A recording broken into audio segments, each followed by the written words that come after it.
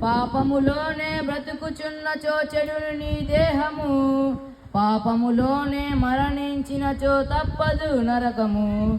పాపములోనే బ్రతుకుచున్నచో చెడును నీ దేహము, పాపములోనే మరణించినచో తప్పదు నరకము.